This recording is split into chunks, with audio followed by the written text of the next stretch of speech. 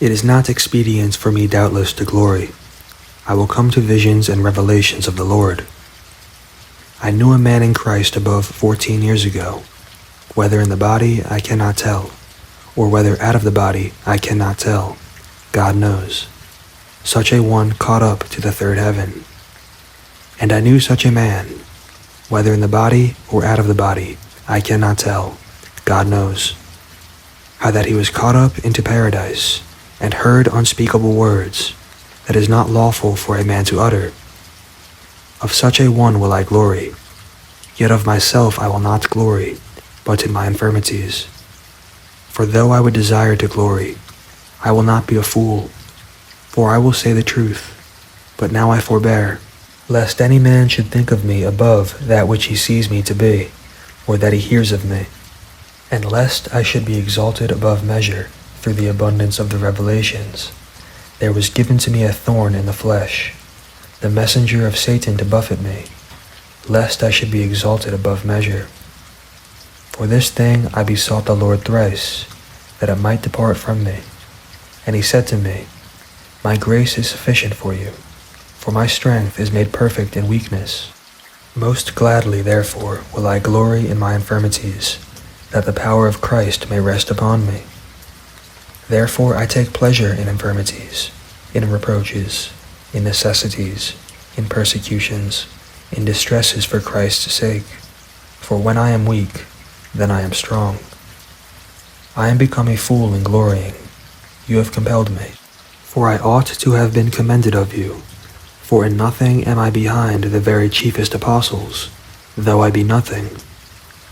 Truly the signs of an apostle were wrought among you in all patience, in signs and wonders and mighty deeds. For what is it wherein you were inferior to other churches, except it be that I myself was not burdensome to you? Forgive me this wrong.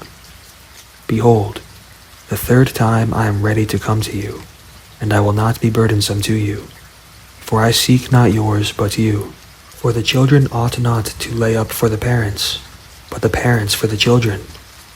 And I will very gladly spend and be spent for you, though the more abundantly I love you, the less I be loved. But be it so, I did not burden you. Nevertheless, being crafty, I caught you with guile. Did I make a gain of you by any of them whom I sent to you? I desired Titus, and with him I sent a brother. Did Titus make a gain of you? Did we not walk in the same spirit? Did we not walk in the same steps? Again, do you think that we excuse ourselves to you? We speak before God in Christ, but we do all things, dearly beloved, for your edifying. For I fear, lest, when I come, I will not find you such as I would, and that I will be found to you such as you would not, lest there be debates, envyings, wraths, strifes, backbitings, whisperings, swellings, tumults, and lest, when I come again, my God will humble me among you, and that I will bewail many that have sinned already, and have not repented of the uncleanness and fornication and lasciviousness that they have committed. This is the third time I am coming to you. In the mouth of 2 or 3 witnesses will every word be established. I told you before, and I foretell you, as if I were present, the second time.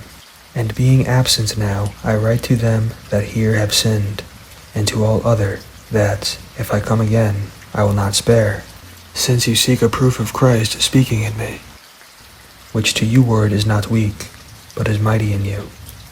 For though he was crucified through weakness, yet he lives by the power of God. For we also are weak in him, but we will live with him by the power of God toward you. Examine yourselves, whether you be in the faith. Prove your own selves.